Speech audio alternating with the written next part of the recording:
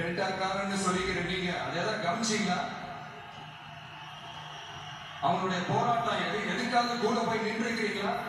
கூட்டாஸ்ல மட்டும் போடுவீங்க. இதானே உங்களுடைய அந்த சாதனை.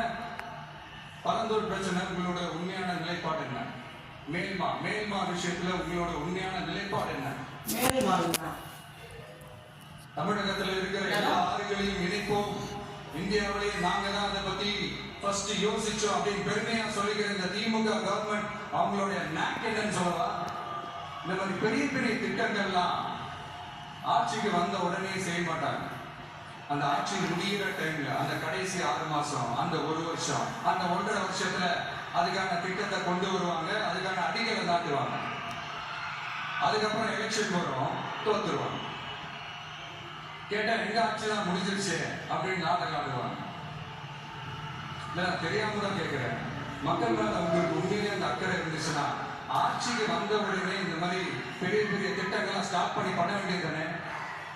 அதெல்லாம் ஆட்சி முடியும் போது அடிக்கிறது நாட்டுறது. ஓட்டுக்காக என்னென்னலாம் பேசுறீங்க, ஆனா மக்கள் இதெல்லாம் நம்புறதுக்கு அவங்க ஏமாளிங்க நினைச்சீங்களா? மக்களே, நம்மளுடைய ஆட்சி அமைஞ்சதும் இந்த மாதிரி பெரிய பெரிய திட்டங்கள்லாம் உடனே ஸ்டார்ட் பண்ணுவோம். அதை அந்த 5 வருஷத்துக்குள்ள அதை முடிக்கவும் ட்ரை பண்ணுவோம்.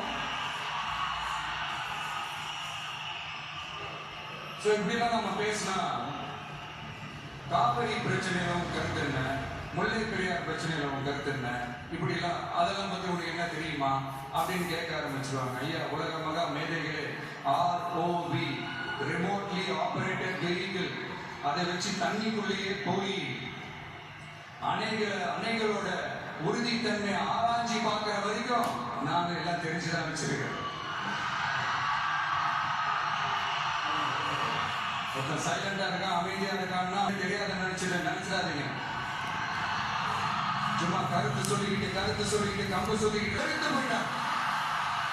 உருப்படியா ஏதாவது யோசிக்கிறாங்க.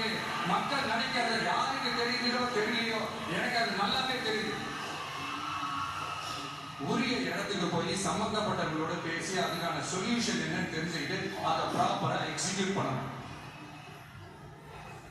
அடுத்து நம்மளுடைய கடல் விவசாயிகளான நம்மளுடைய மீனவர்களோட பிரச்சனைக்கு அப்பப்ப எந்திரிச்சு கடிதம் எழுதிட்டு திரும்ப தூங்க போயிடுவார். அவ்வளவுதான், அதோட அப்படியே கிடக்கும். மானே, தேனே, பொன்மானே, இப்படிலாம் கடிதம்